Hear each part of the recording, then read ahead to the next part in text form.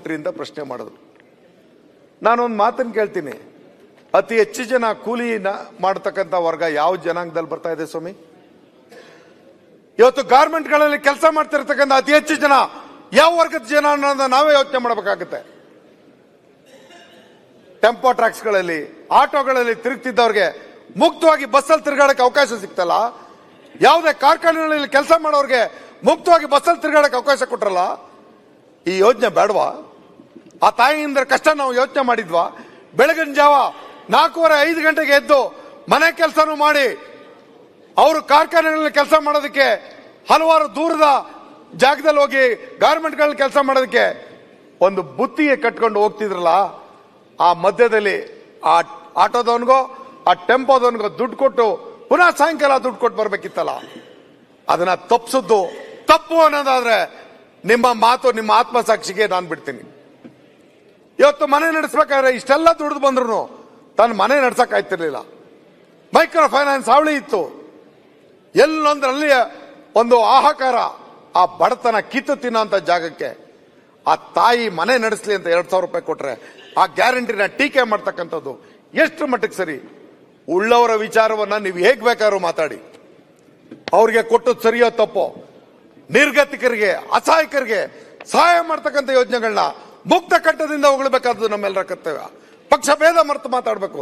ಯಾಕೆಂದ್ರೆ ಅತಿ ಹೆಚ್ಚು ಹಿಂದುಳಿದವರು, ಅಲ್ಪಸಂಖ್ಯಾತರು, ದಲಿತರು ಈ ವಿಚಾರದಲ್ಲಿ ಶೋಷಣೆಗೆ ಒಳಗಾಗಿರ್ತಕ್ಕಂಥ ವರ್ಗ. ಈ ವರ್ಗಕ್ಕೆ ನ್ಯಾಯ ಕೊಟ್ರೆ ತಪ್ಪೇನು? ಹಣ ದಾನ ಕೊಡ್ತಿಲ್ಲ, ಅದು ಅವರ ಹಕ್ಕು. ಆ ಬದುಕಿನ ಹಕ್ಕಿಗೋಸ್ಕರ ಕೊಡ್ತಿರ್ತಕ್ಕಂಥದ್ದು ನಮ್ಮ ಸರ್ಕಾರ ಇರಲಿ, ಅವ್ರ ಸರ್ಕಾರ ಇರಲಿ, ಯಾರದೇ ಸರ್ಕಾರ ಇರಲಿ, ಅವರ ಕೊಂಡುಕೊಳ್ಳುವ ಶಕ್ತಿಯನ್ನ ನಾವು ಕಾಪಾಡಲಿಲ್ಲ ಅಂತಂದ್ರೆ, ಅವರ ಬದುಕನ್ನ ರೂಪಿಸೋದಕ್ಕೆ ನೆರವಾಗ್ಲಿಲ್ಲ ಅಂತಂದ್ರೆ ಅಕ್ಷಮ್ಯ ಆಗತ್ತೆ ಸರ್ಕಾರದ್ದು. ಅಂತ ಜವಾಬ್ದಾರಿಯಲ್ಲಿ ಕೊಟ್ಟಂತ ಯೋಜನೆಗಳಿವು. ಇದಲ್ಲದೆ ಮನೆಯಲ್ಲಿ ಒಂದು ಬೆಳಕು ಕಾಣ್ತಿರ್ಲಿಲ್ಲ. ಎಷ್ಟೋ ಮನೆಗಳ ವಿದ್ಯುತ್ ಅನ್ನ ಕಟ್ ಮಾಡ್ತಾ ಇದ್ರು, ವಿದ್ಯುತ್ ಸಂಪರ್ಕವನ್ನ ಬಿಲ್ ಕಟ್ಟಿಲ್ಲ ಅಂತ. ಇವತ್ತು ಗೃಹ ಜ್ಯೋತಿ ಯೋಜನೆಯಿಂದ ಪ್ರತಿಯೊಂದು ಮನೆಯ ಬಡವನ ಮನೆಯಲ್ಲಿ ಜ್ಯೋತಿ ಬೆಳಗ್ತಾ ಇದೆ. ಅದಕ್ಕೆ ಸಿದ್ದರಾಮಯ್ಯ ನೇತೃತ್ವದ ಕಾಂಗ್ರೆಸ್ ಸರ್ಕಾರದ ಈ ಗ್ಯಾರಂಟಿ ಯೋಜನೆ ಕಾರಣ ಅನ್ನೋದನ್ನ ಎಲ್ಲರೂ ಅರ್ಥ ಮಾಡ್ಕೋಬೇಕು ಅನ್ನೋದನ್ನ ನನ್ನ ಮನವಿಯಲ್ಲಿ ಹೇಳಲಿಕ್ಕೆ ಬಯಸ್ತೇನೆ. ಸನ್ಮಾನ್ಯ ಅಧ್ಯಕ್ಷೆ, ಇವತ್ತು ಎಲ್ಲರೂ ಟೀಕೆ ಮಾಡಿದ್ರು, ಗ್ಯಾರಂಟಿಗೆ ನೀವು ಇಷ್ಟೊಂದು ದುಡ್ಡು ಕೊಟ್ಬಿಟ್ರಿ, ಗ್ಯಾರಂಟಿಯಿಂದ ಬಹಳ ಅನ್ಯಾಯ ಆಗೋಯ್ತು, ಗ್ಯಾರಂಟಿಗೆ SCPTSP ನೀವು ಉಪಯೋಗಿಸ್ತಾ ಇದ್ದಾರೆ. ನನ್ನ ಸಮಿತಿನಲ್ಲಿ ನಮ್ಮ ಮಂಜು, ನನ್ನ ಸಹೋದರ ಇದ್ದಾರೆ. ನಾವು ಅಲ್ಲೂ ಸಾಕಷ್ಟು ಜೊತೆನಲ್ಲೇ ಕುಳಿತು ಚರ್ಚೆ ಮಾಡ್ತೀವಿ. ಸಾಕಷ್ಟು ಇಲಾಖೆಗಳಿಗೆ ನಾವು ಒಮ್ಮತದ ನಿರ್ಣಯದಲ್ಲಿ ನಾವೆಲ್ಲ ಕ್ರಮ ಕೈಗೊಳ್ತೇವೆ. ನನ್ನ ಸಹೋದರ ಜಾಧವ್ ಕೂಡ ಇಲ್ಲೇ ಕೂತಿದ್ದಾರೆ.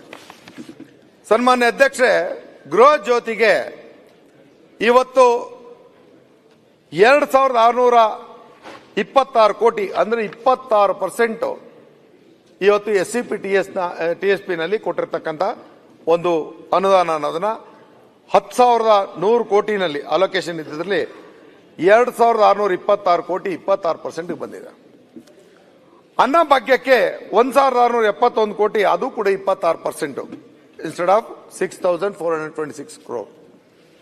ಶಕ್ತಿ ಯೋಜನೆಗೆ 1,537 ಕೋಟಿ 29%, ಇದೊಂದರಲ್ಲಿ ಸ್ವಲ್ಪ ಜಾಸ್ತಿ ಇದೆ.